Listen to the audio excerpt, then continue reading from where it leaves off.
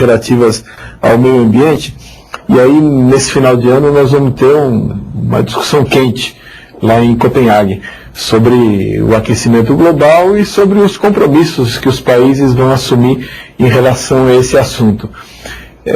Como é que o Brasil deve se encaixar nesse debate, na sua opinião? A senhora acha que o Brasil deve ter metas de emissão de carbono só relacionadas ao desmatamento, ou deve também ter metas de emissão de carbono relacionadas aos processos civilizatórios, digamos assim, industriais e outros processos decorrentes do desenvolvimento econômico?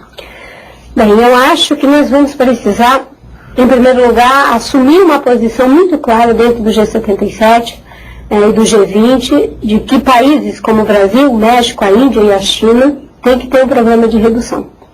Porque nós, segundo a reunião do painel intergovernamental que aconteceu recentemente, nós vamos ter que chegar em meados do século com uma redução, mais ou menos uma média de 80%. Para isso, segundo eles, será necessária uma redução até lá de 100% dos ricos e de 70% a 75% dos países em desenvolvimento. Mas essa é a minha dúvida, esses 70% a 75% dos países em desenvolvimento não é muita coisa para países que ainda precisam incluir populações imensas que estão fora do mercado, que estão na pobreza?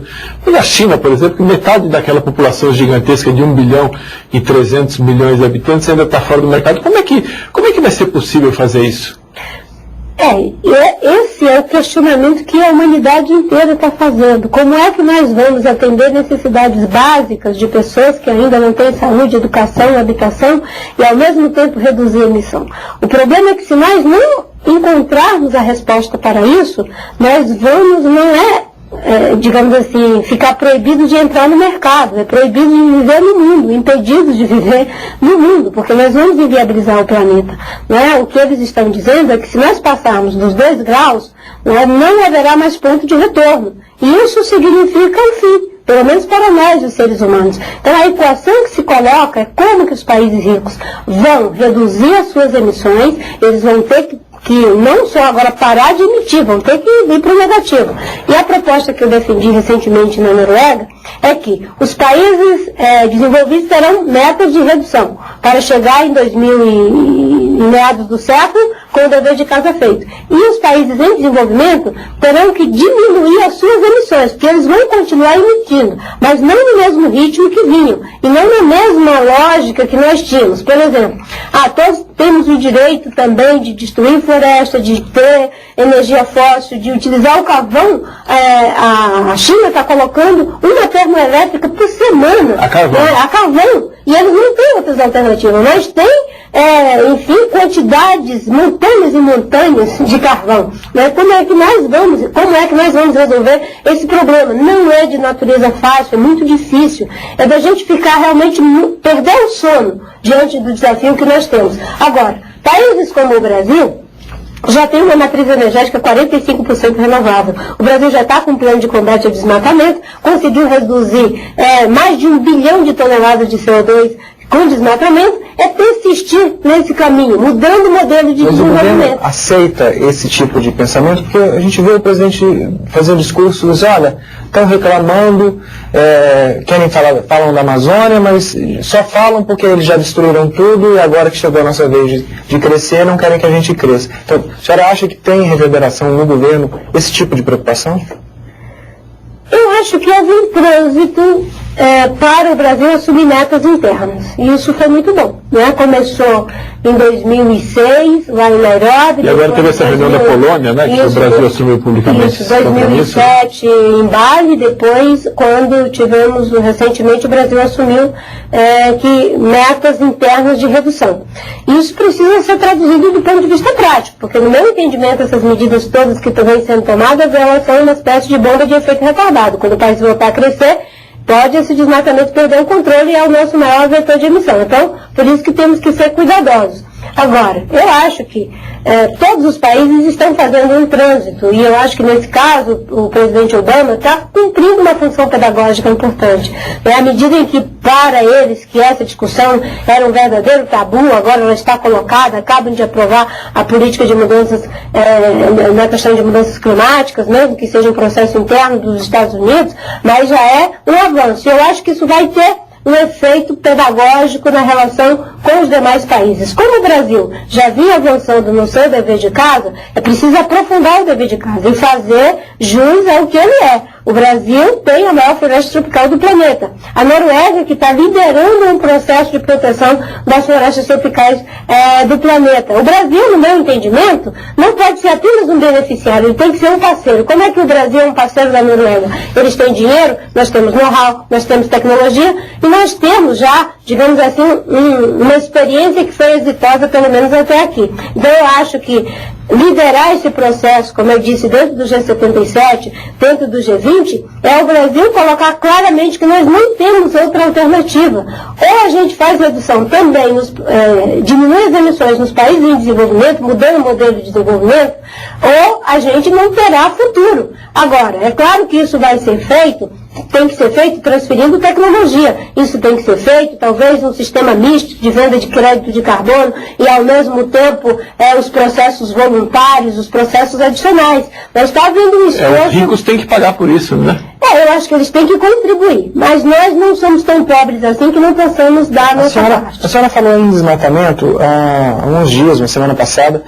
O seu sucessor, o ministro Carlos Mink, anunciou aí a redução, comparando um mês com o outro, o desmatamento caiu 89%. E aí tinha vários estados que estavam cobertos por nuvens, ou seja, o satélite está lá fotografando, não viu muita coisa, mas ele, não, nuvem, uma ova, nós estamos, o plano do governo está funcionando, e é isso. Eu só menciono uma coisa que, na verdade, isso não é bem assim.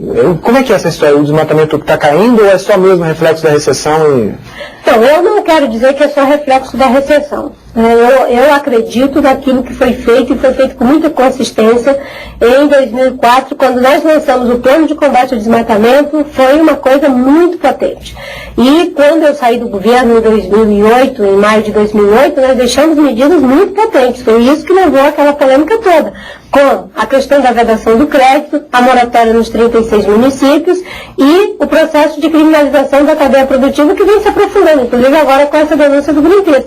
Então, isso está surtindo um efeito, sim, na Amazônia. É progressivo. Eu diria que nesse momento é a combinação das duas coisas. E a minha preocupação está no que está acontecendo enquanto a gente está tendo esse resultado aqui. Porque ele não pode ser uma vitória de pino. Ele não pode estar caindo aqui e já está tendo uma preparação para lá na frente, quando o país voltar a crescer, não ter como as ferramentas que dispomos de comando e controle para fazer com que ele continue caindo. Porque ele vai cair por ação de comando e controle até um certo ponto. Se não se colocar nada no lugar, que são as atividades produtivas sustentáveis, como estava previsto no plano, não tem como segurar, porque tem 25 milhões de pessoas ali. Nós temos que mudar as duas coisas ao mesmo tempo. Acabar as práticas ilegais e colocar as práticas legais. Nós estamos indo aí para o finzinho do nosso programa, estamos na reta final. Queria lhe fazer uma última pergunta. Nós temos hoje, o mundo tem hoje, organizações não governamentais em quantidade, em diversidade e variedade suficiente para tratar de todos os assuntos. Então nós temos ONGs que são contra a energia nuclear, temos ONGs que são contra fazer mais hidrelétrica, temos ONGs para tudo. E a impressão que se tem, muitas vezes a impressão que eu tenho, é que existe uma federação de vetos. Tudo que vai se fazer, existe alguém que diz que aquilo não pode ser feito. Essa fragmentação do movimento que eu vou chamar de ambientalista, na falta de um outro nome, ela não é algo que acaba trazendo antipatia para o próprio movimento ambientalista, pelo fato de que as pessoas não veem uma saída de por onde fazer as coisas de maneira que seja ambientalmente responsável, mas que também garanta o desenvolvimento do país? Mas eu acho que os ambientalistas hoje, eles é que estão dando as alternativas para como viabilizar esse novo modelo de desenvolvimento. Eu sempre digo que durante muito tempo os ambientalistas ficavam pedindo para os desenvolvimentistas fazer alguma coisa pelo meio ambiente. Agora é o contrário, são os desenvolvimentistas que têm cabeça, estão pedindo para os ambientalistas fazer alguma coisa pelo desenvolvimento. Então você vê movimentos hoje, mesmo no estado do Mato Grosso, as pessoas chamaram organizações da sociedade civil para ajudar a fazer processo de certificação. As pessoas estão buscando se acercar de competência para essa economia do século XXI. E eu posso dizer uma coisa, quando o Gandhi começou o movimento contra a discriminação racial, ele foi muito antipatizado, mas no decorrer do processo essas coisas mudam. Historicamente ele acabou vencendo, né? Ele venceu, porque eu disse quando eu saí do Ministério ministério. A derrota e a vitória só se mede na história. O grande foi derrotado para a geração da